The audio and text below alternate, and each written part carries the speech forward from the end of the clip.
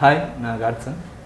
இன்றைக்கி நம்ம நடப்பில் இல்லை நம்ம டெய்லி நியூஸ் பேப்பர் பார்க்கும்போது இல்லை நியூஸ் பார்க்கும்போது நம்ம அடிக்கடி கேள்விப்படுற ஒரு வார்த்தை என்னென்னா திராவிடம் திராவிடம் அப்படின்னு சொல்லி நிறைய கட்சிக்காரங்க நிறைய பேர் சொல்கிறாங்க. எனக்கு டவுட் இருந்தது, திராவிடம்னா என்ன அப்படின்றத பற்றி. ஸோ அதை பற்றி நம்ம டிஸ்கஸ் பண்ணலான்னு தான் நம்ம இன்றைக்கி வெங்கடேசன்கிட்ட வந்திருக்கோம். நம்ம அதன்கிட்ட கேட்டு தெரிஞ்சுப்போம். ஆனால் இப்போது அதான் சொன்ன மாதிரி இப்போ நிறையா அந்த வேர்டு திராவிட மாடல் நிறையா சொல்கிறாங்க தானே. ஸோ திராவிடம்னா என்ன, அது எப்படி வந்தது, அதை பற்றி சொல்லுங்கள். முதல்ல திராவிடம் அப்படிங்கிறதுக்கான மீனிங் என்ன அப்படின்றத நம்ம முதல்ல புரிஞ்சுக்கணும். அதாவது இந்த பெயர் எங்கேருந்து வந்துச்சு, எதுக்காக காயின் பண்ணப்படுது அப்படிங்கிறது ரொம்ப முக்கியமானது. இந்த பெயர் எங்கே வருது, காயின் பண்ணப்படுது அப்படின்னு பார்த்தீங்கன்னா, இதை எல்லிஸ் அப்படிங்கிற ஒரு கலெக்டர், அவர் தான் முதல்ல இந்த திராவிட மொழிகள் அப்படிங்கிறத தனியாக பிரித்து பார்க்குறாரு. 1700களில் வாழ்ந்தவர், சென்னை கலெக்டராக இருந்தவர். இவருக்கு பிறகு அதை ஒரு ஆய்வாக கட்டுரை எழுதி அதை இது பண்ணுறது யாருன்னு பார்த்தீங்கன்னா பிஷப் கால்டுவெல் அவர்கள். இந்த கால்டுவெல் தான் 1856 என்ன செய்கிறாருன்னா திராவிட மொழிகளின் ஒப்பிலக்கணம் அப்படின்னு ஒரு புத்தகத்தை, ஆராய்ச்சி புத்தகத்தை எழுதுகிறார். அப்போ அவர் அங்கே என்ன அதில் அந்த புத்தகத்தில் என்ன நிறுவுறார் அப்படின்னு பார்த்தீங்கன்னா, இங்கே 2 விதமான மொழி குடும்பங்கள் இந்தியாவில் இருக்குது.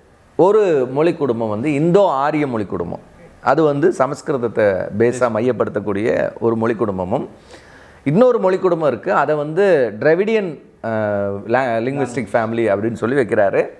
இந்த திராவிடம் அப்படிங்கிற பெயரை அவர் எதுக்கு எடுக்கிறார் அப்படின்னு பார்த்தீங்கன்னா, அது முன்னாடியே குமாரிலப்பட்டர் அப்படிங்கிறவர் 8ஆம் நூற்றாண்டு 9ஆம் நூற்றாண்டுகள்லேயே இந்த பெயரை பயன்படுத்தியிருக்கிறாரு. தென்னிந்திய பகுதியை சேர்ந்தவங்களுக்கு டிராவிடியன்ஸ் அப்படின்னு ஒரு பேர் இருக்குது, அதனால் நான் திராவிடம் அப்படிங்கிற பெயரை பயன்படுத்துகிறேன், இங்கே இருக்கிற மொழி குடும்பத்துக்கு திராவிட மொழி குடும்பம் அப்படின்னு பெயர் வைக்கிறாரு. அந்த திராவிட மொழி குடும்பத்தில் தமிழ் ரொம்ப சிறந்த மொழி, மூத்த மொழி. தமிழ் தனித்து இயங்க வல்லது. அது வரைக்கும் தமிழ் ஒரு தனி மொழியாகவோ அல்லது அது சமஸ்கிருதத்தினுடைய வேர்லேருந்து வந்தது அப்படின்னு சொல்லப்பட்டிருந்த இடத்துல இல்லை தமிழுக்குன்னு தனி வேறு, இது ஒருபோதும் சமஸ்கிருத வேர்லேருந்து வரலை அப்படின்னு கால்டுவெல் நிறுவுறார். இது ரொம்ப முக்கியமான ஒரு விஷயம். இப்போ நிறைய பேர் அப்போ கேட்பாங்க, ஏன் அதை தமிழ்னு எழுதியிருக்கலாம்ல, தமிழ் மொழி குடும்பம்னு எழுதியிருக்கலாம், ஏன் திராவிட மொழி குடும்பம் அப்படின்னு எழுதியிருக்கிறாங்க அப்படிங்கிறது கவனிக்க வேண்டிய ஒரு விஷயம். நீங்கள் எந்த ஒரு பேருமே ஒரு அந்த காலத்தினுடைய சூழல்களை நம்ம சிந்திச்சு பார்க்கணும். 1856களில் தமிழ் மொழியினுடைய நிலை எப்படி இருந்துச்சு அப்படிங்கிறத நம்ம பார்க்கணும். இன்றைக்கி நாம் சொல்கிறோம் தமிழ் தான் மூத்த மொழி, தமிழ் தாய்மொழி, அதனுடைய கிளை மொழிகள் தான் தெலுங்கு, கன்னடம், மலையாளம் எல்லாம் அப்படின்னு நம்ம இன்றைக்கி சொல்ல முடியுது. ஏன்னா அதுக்கு பிறகு நிறைய ஆய்வுகள் நடந்து, தொல்பொருள் ஆய்வுகள் நடந்து நம்ம நிறைய விஷயங்களை கண்டுபிடிக்கிறோம். அதுக்கு பிறகு இப்போ நம்மளால் சொல்ல முடியுது அது தமிழ் மொழி குடும்பம் தான். ஆனால் அந்த தமிழ் இப்போ இன்றைக்கி நம்ம பயன்படுத்தக்கூடிய தமிழுக்கும் வித்தியாசம் இருக்குது. அது ஒரு இலக்கண தமிழ், அது உரைநடை தமிழ் அல்ல. இன்றைக்கி நம்ம பயன்படுத்தி கொண்டிருக்கிற, இப்போ பேசிக்கிட்டு இருக்கிற இந்த தமிழ் பூராமே உரைநடை தமிழ். இது பிற்காலத்தில் கிறிஸ்தவர்கள் உரைநடை தமிழை இது அதிகமாக பயன்படுத்தி இதை மக்கள் வழக்கு கொண்டு வந்தது கிறிஸ்தவ மிஷனரிகள் தான். அப்போ இதை நம்ம முதல்ல புரிந்து கொள்ளணும். இப்போது அந்த ஆதி தமிழ் 3000 வருடத்துக்கு முன்னாடி ஒருவேளை மூத்த தமிழ் தான் தாய்மொழியாகவும் அதனுடைய கிளை மொழிகளாகவும் இருக்கும் அப்படின்னா அது அப்படியே ஏற்றுக்கொள்ளப்பட்டு வந்திருந்ததுன்னா இங்கே எந்த பிரச்சனையுமே இல்லை. ஆனால் என்ன செய்யப்பட்டுருச்சுன்னா, ஒரு குறிப்பிட்ட காலத்துக்கு பிறகு தமிழ் இங்கே ரொம்பவுமே மோசமான ஒரு மொழியாக, இழிவான ஒரு மொழியாக, ஒரு நீச மொழியாக பார்க்கப்பட்ட ஒரு காலம் இருந்தது. தமிழ் மொழியில் பேசுறது கூட அது ரொம்ப மோசமானவங்க தான் பேசுவாங்க அப்படிங்கிற மாதிரியும், தமிழையே வேறு மாதிரி, அதாவது மொழிப்பிரவாகம்னு சொல்லுவாங்க, அதாவது தமிழும் சமஸ்கிருதமும் கலந்த வழியில் பேசுனா அது உயர்ந்த தமிழ்னு நம்பக்கூடிய இடத்துல இருந்தாங்க. அதுதான் சரியான தமிழ், அது சமஸ்கிருதம் தான் இருக்கும். அதில் சமஸ்கிருதம் பிரித்து இப்போ நம்ம பேசக்கூடிய தமிழ் அல்லது தமிழ் இருக்கக்கூடிய, அதாவது சமஸ்கிருத வார்த்தைகள் அற்ற தமிழை இங்கே பயன்படுத்துறதுக்கு ஆட்கள் இல்லை. அப்படியே பயன்படுத்தினா அவங்க தாழ்ந்த இனத்தை சேர்ந்தவர்கள் அப்படின்னு கருதக்கூடிய ஒரு காலத்தில் தான் கால்டுவெல் என்ன செய்கிறார் அப்படின்னா, இல்லை தமிழ் மொழி ஒரு மூத்த மொழி அப்படிங்கிறத நிறுவுறார். அப்போ அந்த நேரத்தில் இது தமிழ் மொழி குடும்பம் தான் அப்படிங்கிறதுக்கான எந்த ஒரு எவிடன்ஸோ அல்லது இன்னும் அதிகப்படியான ஆராய்ச்சிகளும் அங்கே நடக்கல. அப்போ அவர் என்ன செய்கிறார், தென்னிந்திய பகுதியில் இருக்கக்கூடிய மொழிகளுக்கு ஒரு தாய்மொழி இருந்திருக்கு, அது தமிழாக கூட இருக்கலாம், ஆனால் ஒரு தாய்மொழி இருந்திருக்கு. அந்த திராவிட மொழி குடும்பத்தில் மூத்த மொழியாக இருக்கிறது தமிழ். பிறகு தெலுங்கு, கன்னடம், மலையாளம் அப்படின்னு நிறைய மொழிகளை அவர் வந்து இன்ட்ரடியூஸ் பண்ணுறார். அப்போ அதனால தான் இந்த திராவிடம் அப்படிங்கிற அந்த வார்த்தை வந்து பயன்படுத்தப்பட்டது. அது தமிழ் மொழி குடும்பத்திற்கான பெயர் தான். திராவிட மொழி குடும்பம் அப்படிங்கிறது நம்ம புரிஞ்சுக்கிறோம்.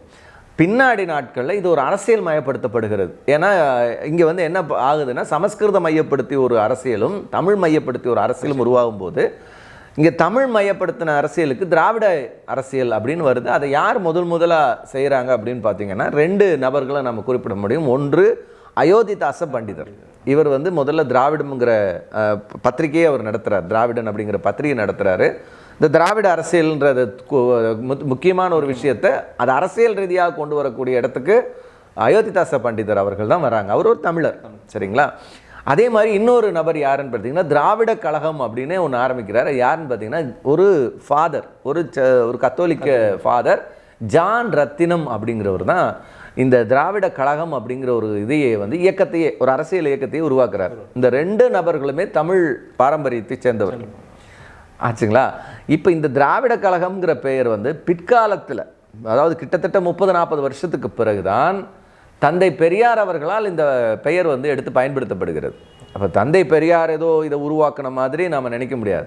இந்த திராவிட கழகம்ங்கிற பெயர் முன்பாகவே திராவிடம்ங்கிற பெயர் பயன்படுத்தப்பட்டிருந்தது. அதை தந்தை பெரியார் வந்து திராவிட கழகம்னு பயன்படுத்துகிறாரு. இந்த திராவிட கழகம் என்ன செய்யுதுன்னா, கடவுள் மறுப்போடு சுயமரியாதை, சமூக நீதி, சமத்துவம் அப்படிங்கிற கொள்கைகளை பேசக்கூடிய ஒரு அமைப்பாக உருவெடுக்குது. அதனுடைய அரசியல் விளிம்புகள், இது அரசியல் கட்சியாக வரல, ஒரு சமூக இயக்கமாக வருகிறது. பிறகு அரசியல் கட்சியாக வந்து திராவிட முன்னேற்ற கழகத்தை அண்ணா உருவாக்குறாரு. அதற்கு பிறகு நமக்கு தெரியும் அந்த வரலாறுகள். இதுதான் வந்து திராவிடம் அப்படிங்கிற அடிப்படை. இப்போ இன்றைக்கி வந்து திராவிடம்னா என்ன அப்படின்னா, நம்முடைய முதலமைச்சர், தமிழ்நாட்டுடைய முதலமைச்சர் மு.க. ஸ்டாலின் அவர்கள் அடிக்கடி சொல்கிறார், எல்லாருக்கும் எல்லாம் இதான்றார். என்ன அப்படின்னா, சமத்துவம், சமூக நீதி, சகோதரத்துவம். இதை பைபிள் தான் நமக்கு கற்றுக் கொடுக்குது. பைபிள் வந்து இது ரொம்ப அருமையாக சொல்லுது. அனைவரும் சமத்துவம்ன்றது ரொம்ப முக்கியமானது. சகோதரத்துவம், சுயமரியாதையை வேதம் நமக்கு கற்றுக் கொடுக்குது. அப்போ சுயமரியாதை அப்படிங்கிற அந்த சுயமரியாதை இயக்கம் தான் திராவிட கழகம்னு பிற்காலத்தில் அழைக்கப்படுறது நம்ம பார்க்குறோம். அது சுயமரியாதை இயக்கத்தை தான் திராவிட கழகம்ன்ற பெயரே காயின் பண்ணப்படுது. அப்போது இதில் தான் நமக்கு பிரச்சனை இருக்கா? கடவுள் மறுப்பு அப்படிங்கிறதுல நமக்கு உடன்பாடு இல்லை. இப்போ அண்ணா அதை உருவாக்கும் போதே, திராவிட முன்னேற்ற கழகம் உருவாக்கும் போதே ஒன்றே குலம் ஒருவனே தேவன் அப்படின்னு உண்டாக்குறார். அதில் நமக்கு அதானே நம்மளும் சொல்கிறோம், ஒரே குலம் ஒரே கடவுள் தான். அப்போ இதுதான் அடிப்படை அப்படிங்கிறத நம்ம புரிஞ்சுக்கிறோம். அப்போ இந்த திராவிட முன்னேற்ற கழகம் அப்படின்னு ஆரம்பிக்கும் போது ஒரு கடவுள் தான் இருக்கிறார் உலகத்தில், ஒரு மக்கள் கூட்டம் தான், நம்ம எல்லாரும் ஒரே இடம் தான், நமக்குள்ளே ஏற்றத்தாழ்வுகள் கிடையாது, ஜாதிய வர்ண முறைகள்லாம் கிடையாது அப்படின்னு சொல்லும்போது அது பைபிளுக்கு ஏற்ற ஒரு விஷயந்தான். அதில் நமக்கு எந்த மாற்று கருத்துமே இல்லை. அப்போது ஒரு கொள்கை கோட்பாடை நம்ம அங்கீகரிக்கணும்னா அது வேதத்துக்கு முரண்படாததாக இருக்கும்னா நாம் அதில் ஒத்து போகிறோம், அவ்வளோதான். நம்ம மற்றபடி நமக்கு இந்த திராவிட இயக்கம்ங்கிறதோட அடிப்படை இதுதான்.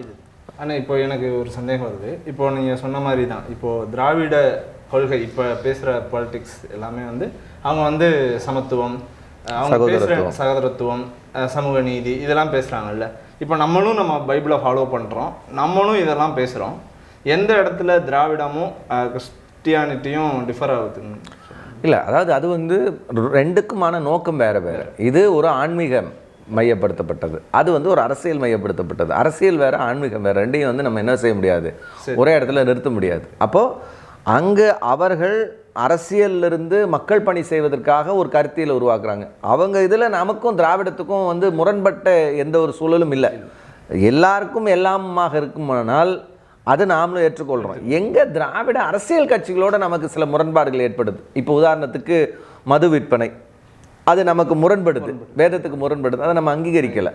ஆனால் அவங்க நிர்வாக ரீதியாக அதை செயல்படுத்துகிறாங்க. அவர்களும் வந்து நிர்வாக ரீதியாக அதை செயல்படுத்தும் போது அது நமக்கு பிடிக்கல தான். ஆனால் அதை நம்ம வந்து வேறு வழி இல்லாமல் நம்ம வந்து என்ன செய்கிறோம், அது இருக்கக்கூடாதே அப்படின்னு நினைக்கிறோம். இது ஒரு விஷயம். அது மாதிரி லஞ்சம், ஊழல்கள், இது சில திராவிட இயக்கங்கள் கட்சிகள்லேயே வந்து லஞ்ச ஊழல்லாம் இருக்குது. இது வேதத்துக்கு முரணானது. வேதம் சொல்லுது, உனக்கு என்ன வருமானம் இருக்கோ அதுக்கு மேலே நீ வந்து ஆசைப்படாத, திருடாத, ஏமாத்தாதன்னு நம்ம கற்றுக் கொடுக்குது.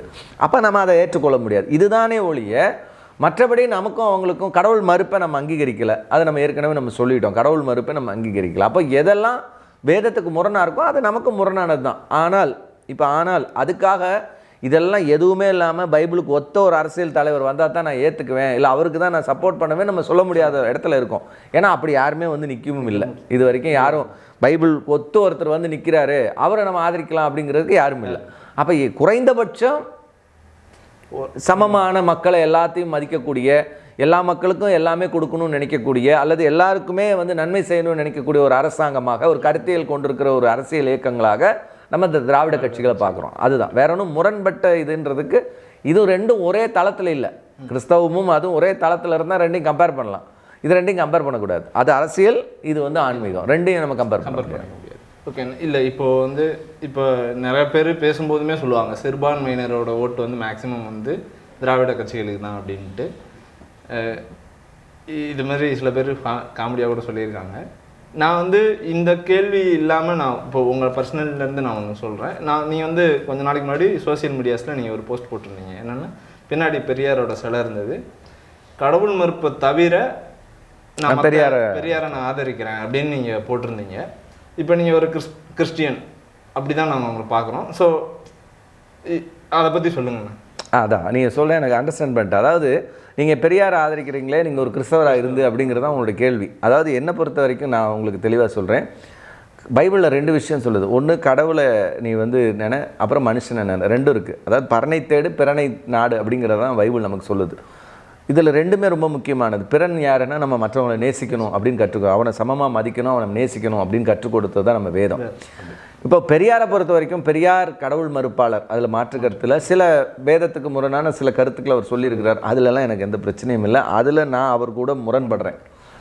ஆனால் அதே நேரத்தில் சுயமரியாதை, எல்லாரும் நீங்கள் படிங்க, பெண்கள் வந்து படிச்சுட்டு வாங்க, பெண்கள் வந்து மேலே வாங்க, பெண்கள் வந்து உரிமைகளை கேளுங்க அப்படின்னு சொல்லும்போது, கல்வி கற்றுக்கொள்ளுங்கள்னு சொல்லும்போது அதை பெரியார் மூலமாக செயல்படுத்தப்பட்டிருக்கு. இந்த மண்ணில் எத்தனையோ போராட்டங்களுக்கு பெரியார் தலைமை எடுத்து நடத்தி இருக்கிறார் அப்படிங்கிறத நம்ம பார்க்குறோம். மக்கள் மனிதம் அப்படிங்கிறத பெரியார் வந்து மதிச்சிருக்கிறார். இந்த மனிதத்தை மதிக்கக்கூடிய ஒரு மனிதரை நாம் வந்து மதிக்காமல் எப்படி இருக்க முடியும்? இது ஃபஸ்ட்டு கேள்வி. இல்லை, அவர் கடவுள் மறுப்பாளராக இருந்திருக்காரு, பல கொள்கைகளை தப்பாக சொல்லியிருக்காரு. அவர் வந்து பெண்களுடைய யூட்ரஸ் கூட கட் பண்ணி, அப்போது யூட்ரஸ் கூட எடுத்துருங்கன்னு சொன்னார் அப்படிலாம் சொல்லுவாங்க. அதே மாதிரி பாலியல் ரீதியான சில ஒழுக்க விஷயங்களை பற்றி பேசுவாங்க. இங்கே நான் மறுபடியும் பெரியார் எப்படி பார்க்குறேன் அப்படின்னா, இப்போ என்னுடைய குடும்பத்தை சேர்ந்தவர்கள் பலரும் பல கொள்கைகளில் இருக்கிறாங்க. இப்போ உதாரணத்துக்கு அவர்கள் இயேசு கிறிஸ்துவை ஏற்றுக்கொள்ளாதவங்க, வேற்று மதத்தில் இருக்காங்க. ஆனால் என்னுடைய உடன்பிறப்புகளாக, என்னுடைய சகோதரர்களாக, என்னுடைய தாயாருடைய சகோதர சகோதரிகளாக, என்னுடைய தந்தையாருடைய சகோதரர்கள் இருக்காங்க. அவங்கள நான் நேசிக்கிறேன். ஆனால் அவங்க கொள்கை வேறு.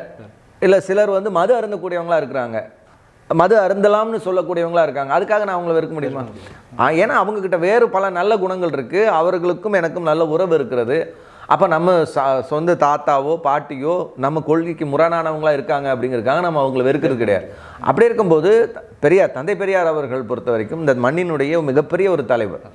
அவர் சாதித்த சாதனைகள் அப்படிங்கிறது கொஞ்சம் நெஞ்சம் கிடையாது. அப்போ அவர் என்னுடைய ஆன்மீக கொள்கைக்கு அவர் முரணானவராக இருக்கார் அப்படிங்கிறதுக்காக அவர் செய்த நல்ல விஷயங்களை நான் மறுக்கவே முடியாது. சாதிய ஒடுக்குமுறைகளுக்கு எதிராக, பெண்களுடைய ஒடுக்குமுறைகளுக்கு எதிராக, இந்த சமூக நீதிக்கும் சுயமரியாதைக்கும் அவர் வித்திட்ட விதை அப்படிங்கிறது ரொம்ப அற்புதமான ஒரு விதை. அதில் ஒரு மாற்று கருத்தே கிடையாது. அதுதான் உண்மை. அப்போ அப்படி இருக்கும்போது அவரை நான் சொல்கிறேன், அவருடைய சில கருத்துக்களை தவிர பாக்கி எல்லாமே பைபிளுடைய கருத்துக்கள் தான். மனிதம்னு நேசிக்க ஆரம்பிச்சிட்டாலே பைபிளுக்கு வந்துடும். நம்ம மனிதத்தை நேசிக்கக்கூடியவர்கள் அப்படின்னா வேதத்துக்கு நம்ம நேராக வந்துதான். ஏன்னா வேதம் அதை தான் கற்றுக் கொடுக்குது. உன்னை போல பிறனை நேசின்னு கற்றுக் கொடுத்துருச்சு. அப்போ அதை வந்து தந்தை பெரியார் செய்கிறார் அப்படின்னும் போது எனக்கு அவர் வந்து நெருக்கமானவராகிறார்ல. என் மண்ணுக்காக, என்னுடைய மக்களுக்காக, ஒடுக்கப்பட்ட மக்களுக்காக அவர் போராடுகிறவராக இருக்கிறார் அப்படின்னும் போது அவர் எனக்கு மிக முக்கியமான ஒரு நபராக, அவரை நான் வந்து ஏற்றுக்கொள்ளக்கூடிய இடத்துல நான் வந்துடுறேன் இல்லையா? அதுதான் அந்த அடிப்படையில் அவர் எனக்கு உறவாக மாறிடுறார். அவரை நான் தந்தை பெரியாருங்கிறேன், மகாத்மா காந்தியோட தேச தந்தைங்கிறேன். அப்போ எதன் அடிப்படையில் அவங்க எனக்கு உறவாகிறாங்க? அப்போ அவர்கள் என்னுடைய கருத்தியலோடு ஒத்தி போகிறார்கள். மனிதம் அப்படிங்கிற கருத்தியலோடு அவங்க இருக்கிறாங்க அப்படின்னும் போது அது என் வேதத்துக்கும் ஒத்த கருத்து தான். அப்போ கிறிஸ்தவனாக இருக்கிற நான் பெரியாரை என்னால் ஆதரிக்க முடியும். எந்த விஷயங்கள்ல அப்படிங்கிறதையும் நான் வந்து அதை தான் டிஸ்க்ளைம் சொல்கிறது. எந்த விஷயத்தில் நான் ஆதரிக்கிறேன். இப்போ கடவுள் மறுப்புனா கடவுள் தேவன் இல்லைங்க முட்டாள்னு வேதம் சொல்லுது. கடவுள் மறுப்பாளர்கள் வேதம் இல்லைன்னு முட்டாள்னு சொல்லத்தான் செய்யுது. அதை நான் சொல்லத்தான் செய்கிறேன். அதுக்காக பெரியார் இல்லைன்னு அவர் சொல்லுவார் கடவுளை நம்புறவன் முட்டாள்பாரு. அது அவரோட பார்வை, இது என்னோட பார்வை. கடவுள் இல்லைங்கிறவன் முட்டாளுங்கிறது என்னோட பார்வை. என் தாத்தாவோட பார்வை கடவுளை நம்புறவன் முட்டாளுங்கிறது பார்வை. அவன் பரப்புறவன் அயோக்கியன்னு பார்க்குறாரு. உண்மைதான், அவர் பார்க்குறதுக்கு காரணம் இருந்தது. ஏன்னா கடவுளை பரப்புறேங்கிற பேரில் நிறைய பேர் அயோக்கியத்தனம் பண்ணாங்க. அவர் அதை ஃபோக்கஸ் பண்ணுறாரு. நான் சொல்கிறேன் கடவுளை மக்கள்கிட்ட கொண்டே கொடுக்கணும்னு நான் சொல்கிறேன். இதில் நான் வேறுபடுறேன். அதனால் எனக்கு எந்த பிரச்சனையும் கிடையாது. அவ்வளோதான் வித்தியாசம். அதனால் தந்தை பெரியாரை பொறுத்த வரைக்கும் அவர் இந்த மனிதத்துக்காக நேசித்து பாடுபட்ட ஒரு மனிதர். அவரை நிச்சயமாக நான் ஏற்றுக்கொள்வதில் நான் ஒரு பெரிய சந்தோஷப்படுறேன். ஓகே, நீங்கள் சொன்னது கரெக்டு தான். நம்மளுமே ஒரு தமிழ்நாட்டோட ஒரு வளர்ச்சியை பற்றி நம்ம யோசிக்கும் போது நான் என்னோட அண்டர்ஸ்டாண்டிங்லேருந்து சொல்கிறேன், மிஷினரிகளோட பங்களிப்பும் திராவிட கட்சிகளோட பங்களிப்பும் தான் ரொம்ப பெரிய அளவில் இருக்குது. நீங்கள் அது சொன்னீங்க. மிஷினரிகளோட பங்களிப்பு விதை, சரிங்களா? அதனுடைய மரமும் கனிகளும் தான் திராவிட இயக்கமும் திராவிட கட்சிகளோடதையும் நான் பார்க்குறேன். ஆமாண்ணா, இப்போ இன்னைக்கு இந்த தமிழ்நாடு இன்றைக்கு வளர்ந்து கல்வியிலையும் மருத்துவத்திலையும் சிறந்து பண்பாட்டிலையும் சிறந்து வளர்ந்து நிற்கிது. பெண் கல்வியிலையும் பெண் முன்னேற்றத்திலும் சிறந்து வளர்ந்து நிற்கிதுன்னா மிஷினரிகளோட விதை தான். அவர்கள் விதைத்த விதை அது மரமாகணும், அப்புறம் கனியாகணும். கனி வரணும்னா அது இந்த இயக்கங்களுடைய இதை தான் நான் பார்க்கணும். கண்டிப்பாக. நானுமே சில அதர் ஸ்டேட்ஸ்க்கெலாம் நான் போயிருக்கேன். நான் வந்து சும்மா இதோ பாராட்டணுன்றதுக்காக நான் சொல்லலை, நான் உண்மையிலே ஃபீல் பண்ணி தான் நான் சொல்கிறேன். நான் இன்னைக்கு படிச்சிருக்கிறத விட ஒரு 40 வருஷம் அதிகபட்சம் நான் சொல்கிறேன், 40 இல்லை 50 வருஷம் டிலேடாக அந்த பீப்புள்ஸ்லாம் இருக்காங்களோன்னு நான் ஃபீல் பண்ணியிருக்கேன். ஏன்னா நான் ஒரு ஸ்கூலுக்கு போனேன், நான் ஒரிசாவுக்கு நான் போயிருந்தேன். ரொம்ப தூரம்லாம் இல்லை, ஒரு ஸ்டேட் தள்ளி தான் இருக்குது. அங்கே நான் சும்மா வாக்கிங் போகலான்ட்டு நான் போயிட்டு இருந்தேன், நானும் இன்னொரு அண்ணனும். போகும்போது அந்த ஸ்கூலில் ஒருத்தர் வந்து கதவை திறந்தார். கூட வந்து ஒரு 4 இல்லை 5 பசங்க தான் அவர் பின்னாடி போயிருப்பாங்க. நாங்கள் கொஞ்சம் தூரம் போயிட்டு ரிட்டர்ன் வந்தோம். அவர் ஸ்கூலை பூட்டிட்டு அவர் போயிட்டார். ஆனால் என்னாச்சுன்னு கேட்குறேன். இது வந்து 1 to 8 வரைக்கும் உள்ள ஸ்கூல் காட்சன் அப்படின்னு சொல்லிட்டு சொன்னாங்க. என்னென்ன பூட்டிட்டு போயிட்டாங்கன்னா, ஆமாம் அவர் வந்து அட்டெண்டன்ஸ் போட்டு போவார் அப்படின்னு சொன்னாங்க. ஸோ இப்போது அந்த மாதிரி ஒரு ஸ்கூல் இருக்க அந்த கிராமத்தை நான் பார்க்குறேன். அது பெண் சுத்தமாக அவங்க படிக்கிறதே இல்லை. பெண் தான் அங்கே ஒரு அடிமைத்தனத்தில் இருக்கிறத பார்க்க முடியுது. அதை தான் நான் சொல்லிட்டேன். ஒரு 40 வருஷத்துக்கு பின்னாடி அவங்க இருக்கிறத கண்கூடா பார்க்க முடியுது. ஸோ நம்ம வந்து இங்கே அது நமக்கு இன்னும் நிறைய வளர்ச்சி, இன்னும் வளரணும், அதில் எந்த மாற்று கருத்தும் இல்லை. ஆனால் நம்ம அடைஞ்சிருக்க வளர்ச்சிக்கு அதான் நீங்கள் சொன்ன மாதிரி மிஷினரிகள் போட்ட விதையும் திராவிட கட்சிகளோட முயற்சி பணிகளும் கண்டிப்பாக வந்திருக்கும், பெரிய விளைவுகளை கொடுத்துருக்கு அப்படின்றதுல எந்த மாற்று கருத்தும் இல்லை. தேங்க்யூ அண்ணே, நீங்கள் திராவிடத்தை பற்றி நல்லா சொன்னீங்க. தேங்க்யூ.